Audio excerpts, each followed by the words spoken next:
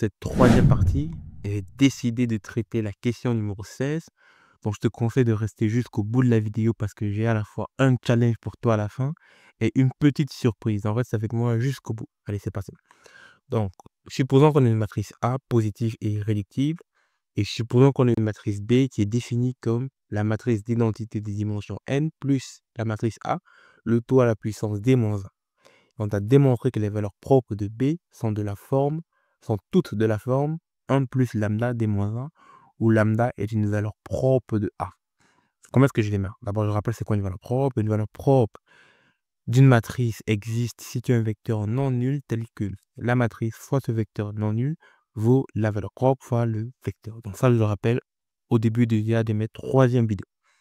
Du coup, si je définis la matrice B comme B équivaut matrice identité plus la matrice A, le tout à la puissance d-1, je sais que si je remplace juste A, on va dire je fais un décalage de plus une matrice identité, j'applique ça à un vecteur, j'aurai, puisque on fait des applications linéaires, on fait de l'algèbre linéaire, donc je peux juste dire que c'est A fois D plus I fois D, donc je fais une distribution. Quand j'ai A fois V plus I fois D, c'est que la matrice A fois le vecteur V, c'est juste lambda fois V. Si lambda est valeur propre de V de A, désolé, et si V est vecteur propre, une matrice identité fois un vecteur sur le vecteur lui-même, donc je peux refactoriser V, je vois que c'est lambda plus 1. Dans la précédente vidéo, j'avais déjà démontré pourquoi une matrice A à la puissance K fois un vecteur V, c'est la valeur propre de cette matrice associée à ce vecteur à la puissance K fois le vecteur V. Donc, ça veut dire que si j'applique cette matrice à la puissance d-1, comme ce que je fais ici, alors la valeur propre à la fin sera juste lambda plus 1 puissance d-1. C'est que V. Encore une fois, assez simple à démontrer.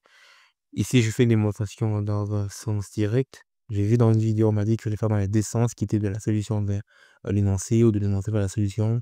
En vrai, c'est aussi trivial dans les deux sens.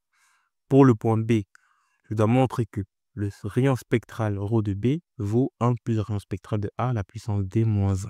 Je rappelle encore une fois, le rayon spectral d'une matrice A de dimension n fois n, dont de dimension C dans n fois n, une matrice très générale, dimension n fois n, machin. Son rayon spectral est défini comme, grosse faute ici, je ne sais même pas ce que fait ce A, est défini comme la valeur propre maximale des valeurs propres de A. Dans le rayon spectral, c'est la valeur maximale des valeurs propres de A. Dans quelque sorte, en fait, c'est si tu es dans l'espace des valeurs propres, l'espace qui est complexe, en fait, c'est tout le temps défini par un cercle qu'on appelle les cercles de Kalenkin. Je suis pas très sûr du nom, mais j'ai vu ça dans mes cours d'analyse numérique. Et en fait, c'est défini dans un cercle, dans un rayon, situé dans le plan complexe, dans l'imaginaire réel. Et le rayon, en fait, c'est le maximum de toutes les valeurs propres. Donc, c'est ce fameux ρ de A. Et là, tu as l'espace de toutes les valeurs propres possibles. Je suis pas sûr que c'est toujours un cercle. Je pense que c'est un cercle si A est semi-défini positif. Je suis pas très sûr, mais je pense que c'est toujours un cercle. Indice, ma foi. Donc, ici, ça veut dire quoi? Ça veut dire que le rayon spectral de B est défini comme le maximum des valeurs propres de B. Mais qu'est-ce qui se passe si je veux le maximum de tout ça? On voit naturellement que lambda doit atteindre sa valeur maximale. Donc, si tu veux maximiser lambda plus 1, sachant que D est plus grand que moins 1, donc D est positif, je pense que D doit être plus grand que 1, parce que tu ne peux pas avoir des dimensions négatives, il n'y a que dimension 1, dimension 2, 3, etc. Donc là, je suis sûr que D est plus grand ou égal à 1. D ne peut pas être plus petit ou égal à 1 parce que nous n'avons pas de dimension.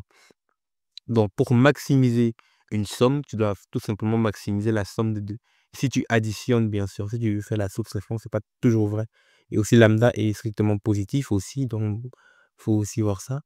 Donc, mais là, ça se voit naturellement. Si tu veux maximiser ça, lambda doit être au maximum. Du coup, si lambda atteint sa valeur maximale, mais la valeur maximale de lambda, c'est ρ de A. Parce que ρ de A, c'est le max de lambda. Du coup, max de lambda, c'est ρ de A. Comme si tu veux maximiser ça, je dois dire que lambda vaut ρ de A. Et je maximise tout. Mais puisque j'ai déjà atteint le maximum, parce qu'ici, je ne peux plus maximiser 1, je ne peux plus maximiser un truc qui est maximal, donc le max de ça, c'est tout simplement ρ de A plus 1, le tout à la puissance d-. Et là, je viens de démontrer que le rayon spectral de B est défini par ça. C'est QFD. Pour le point 3, tu dois montrer que si A admet un vecteur propre positif, tu dois montrer que A admet un vecteur propre qui est positif et qui est associé à la valeur propre ρ de A. Donc là, c'est un peu plus compliqué. On te dit que une valeur propre existe et elle vaut ρ de A. Et toi, tu dois démontrer que ce vecteur propre existe et qu'il est toujours positif. Donc, ce résultat, en fait, pour appliquer ça, il faut partir du théorème de Perron et du théorème de Perron par Fubini. Et le théorème de Perron-Fubini est super important dans les algorithmes de recherche et des algorithmes dans les théorèmes des graphes. Et c'est principalement ça qui est au cœur du moteur de recherche de Google. Donc, je te conseille un peu de regarder ça, c'est super intéressant. Donc là, j'ai 2 challenges pour toi, de démontrer le point C et de me dire à quel point ça intervient. Je pense que je l'ai dit, hein, mais pour un peu plus en détail, dans quel point ça intervient dans l'algorithme de recherche de Google. Comment est-ce qu'on applique ça dans l'équipe de recherche de Google?